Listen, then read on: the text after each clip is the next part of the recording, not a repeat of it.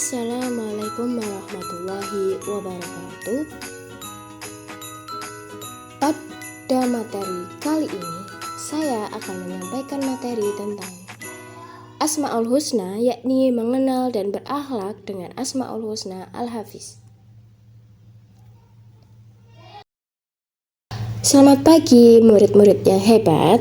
Mari kita lihat agenda pembelajaran kita pada hari ini. Oke, yang pertama kita mengetahui, yakin Allah itu Al-Hafiz. Benarkah Allah itu Al-Hafiz? Benarkah Allah yang maha memelihara? Benarkah Allah memelihara alam semesta beserta isinya? Nah, Allah itu pencipta segala sesuatu yang ada ya. Allah juga yang memiliki dan memeliharanya. Pemeliharaan Allah itu bersifat sempurna, tanpa rasa lelah dan lupa.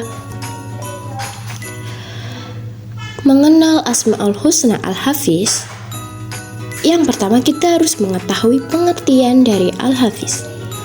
Al-Hafiz artinya yakni yang maha memelihara.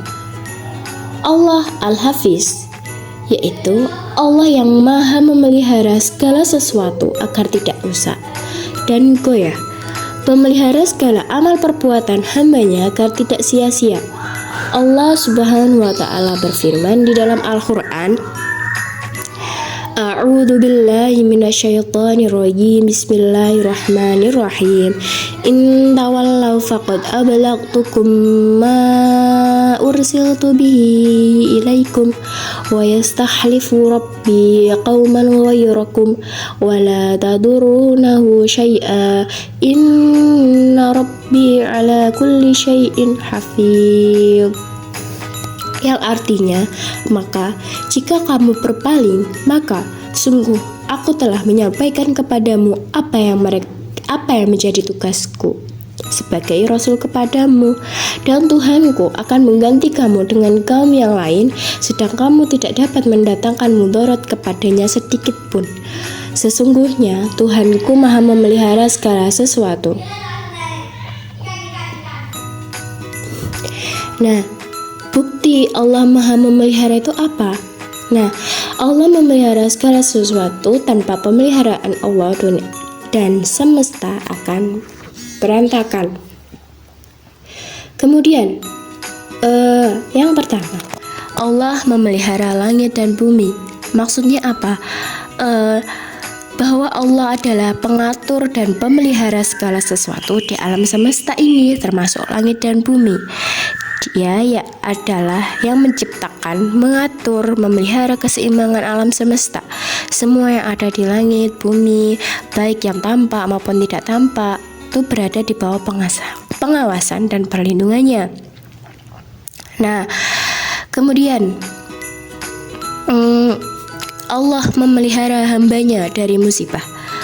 Maksudnya apa? Salah satu bukti Allah maha memelihara yaitu melindungi hambanya dari musibah. Dalam Al-Quran, Allah berfirman bahwa Dia akan memberikan jalan keluar bagi orang yang bertakwa dan akan memberinya rezeki dari arah yang tidak disangka-sangka.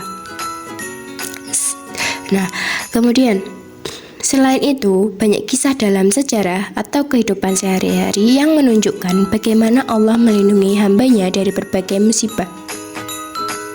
Namun, penting juga untuk diingat bahwa kadang-kadang Allah itu membiarkan hambanya mengalami kesulitan dan musibah sebagai cara untuk menguji dan membersihkan mereka, yang bukan berarti Allah itu tidak memelihara mereka, tetapi justru sebaliknya. Dalam kesulitan atau cobaan apapun, kita dapat belajar dan tumbuh dalam bentuk yang merupakan bentuk pemeliharaan Allah. Nah, Allah selanjutnya, Allah itu maha memelihara rezeki manusia. Allah itu adalah sumber segala rezeki dan Dia adalah yang memelihara rezeki setiap makhluknya.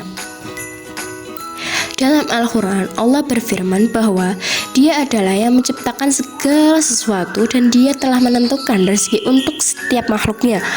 Rezeki tidak hanya berarti materi ya, tapi rezeki itu juga berupa kesehatan, kebahagiaan, pengetahuan, ilmu dan segalanya. Nah, Misalnya mungkin kita pernah merasa bahwa kita tuh berusaha keras tapi belum mendapatkan hasil yang diinginkan. Namun pada akhirnya kita tuh mendapatkan sesuatu yang lebih baik dari yang kita harapkan. Nah, itu merupakan bukti bahwa Allah itu Maha memelihara rezeki kita dan memberikan yang terbaik untuk kita. Jadi meskipun terkadang kita mungkin merasa khawatir atau tidak yakin tentang masa depan, kita harus selalu ingat bahwa Allah adalah yang memelihara rezeki kita dan Dia memberikan yang terbaik untuk kita. Selanjutnya, Allah memelihara amal ibadah hambanya. Nah, Allah itu kan Maha melihat dan Maha mengetahui segala ibadah semua hambanya. Nah, setiap amal baik yang kita lakukan tidak ada yang luput dari pengetahuannya, bahkan sekecil apapun itu. Bukti bahwa Allah memelihara amal ibadah kita di dalam Al-Quran juga dijelaskan bahwa Allah itu berfirman, Allah akan memberikan balasan kepada setiap orang yang sesuai dengan apa yang telah mereka kerjakan. Bahwa setiap amal baik yang kita lakukan tidak akan pernah sia-sia di hadapan Allah. Dia akan membalasnya dengan pahala yang lebih baik. Allah akan membalasnya dengan pahala yang lebih baik lagi.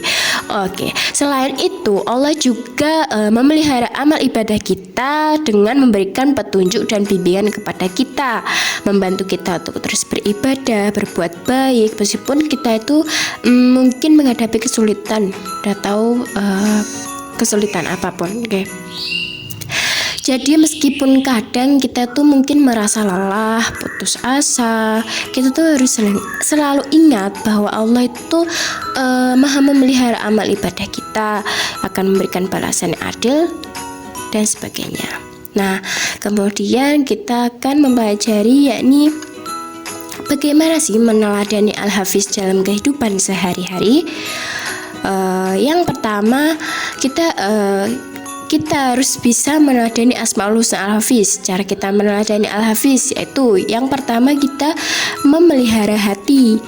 Nah, dalam konteks memelihara hati, meneladani Asmaul Husna Al-Hafiz berarti menjaga dan merawat hati agar tetap baik. Hati dalam Islam itu dianggap sebagai pusat emosional, tempat di mana iman dan kebaikan itu tetap bersemayam. Nah, saya ini mempunyai cara memelihara hati. Yang pertama itu kita harus selalu mengingat Allah. Nah, seperti kita harus berzikir, sholat, baca Al-Quran, dan berbagai ibadah lainnya. Yang kedua, menjauhi dosa dan maksiat. Oke, jadi kayak maksiat itu kayak menodai hati kita dan membuat menjadi keras hati kita. Nah, kita harus berusaha untuk menjauhinya. Terus yang ketiga, yakni membiasakan diri berbuat baik kepada orang lain, kepada diri sendiri, kepada lingkungan sekitar kita. Nah, itu cara membersihkan hati. Dan yang keempat yakni selalu berpikir positif.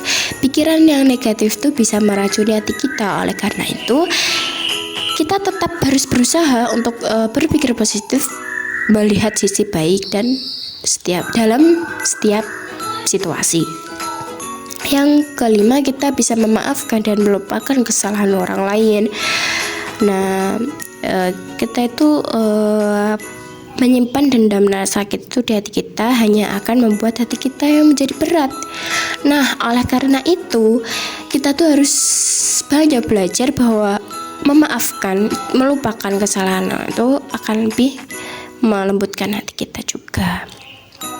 Kemudian yang B itu memelihara lisan. Nah, dengan cara hati kita, dengan cara ini kita bisa meneladani Al-Hafiz. Nah, oke. Jadi memelihara lisan itu berarti kita tuh menjaga dan merawat lisan. Kita harus menjaga dan merawat lisan. Nah, lisan itu adalah alat komunikasi yang sangat penting dan memiliki dampak besar terhadap diri kita dan orang lain. Nah, beberapa cara untuk memelihara lisan. Yang pertama, kita selalu mengucapkan kata-kata yang baik dan positif. Yang kedua, menjauhi gibah atau fitnah-fitnah di luar lingkungan sekitar kita.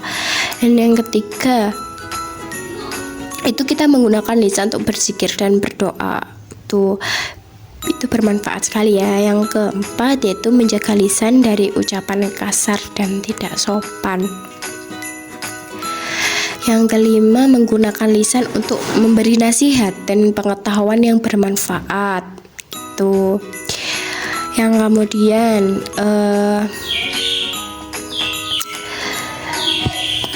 kemudian kita akan menjaga hubungan baik dengan sesama.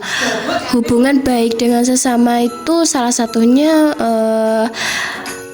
dalam Islam menjaga hubungan baik itu bagian penting dari ibadah kita kepada Allah. Yang pertama, kita tuh bisa menghargai dan menghormati orang lain, berbuat baik kepada orang lain, memaafkan, melupakan, berkomunikasinya dengan cara yang jujur dan terbuka. Yang kita bisa untuk menjaga janji dan komitmen dan sebagainya. Oke. Kemudian menjaga tetap beribadah kepada Allah. Nah, menjaga tetap beribadah kepada Allah itu cara yang sangat penting untuk meladani Asmaul Husna Al-Hafiz. Cara kita menghubungkan diri dengan Allah dan mengucapkan rasa syukur, cinta, dan takwa kita kepada Allah. Yang pertama, kita harus menjaga sholat 5 waktu, membaca Al-Quran, berpuasa, berzikir, berdoa, menunaikan zakat, sedekah, dan lain sebagainya. Nah, kemudian menjaga diri supaya tidak melanggar larangan Allah. Nah, jadi menjaga diri agar tidak melanggar larangan Allah itu cara penting untuk meladani Asmaul Husna Al-Hafiz. Berikut beberapa caranya ya. Yang pertama itu kita bisa memahami dan menghargai hukum Allah. Nah, yang kedua, membuat niat yang kuat. Itu suatu untuk tidak melanggar larangan Allah, dan kita bisa membantu diri kita untuk tetap berada di jalan yang benar. Yang ketiga, yakni mencari dukungan dari orang lain. Kadang mungkin kita tuh merasa sulit untuk menjaga diri dari melanggar larangan Allah sendirian. Dalam hal ini kita bisa mencari dukungan dari teman, keluarga, atau yang kita bisa percaya. Itu yang keempat, yakni berdoa dan berzikir. Yang kelima, belajar dari kesalahan. Itu jadi kalau kita punya kesalahan, kita tuh harus bagaimana kita tidak mengulangi kesalahan tersebut lagi, seperti itu. Nah, terus memelihara kedamaian bermasyarakat juga. Yang terakhir yakni menjaga kelestarian lingkungan. Oke, alhamdulillahirobbilalamin.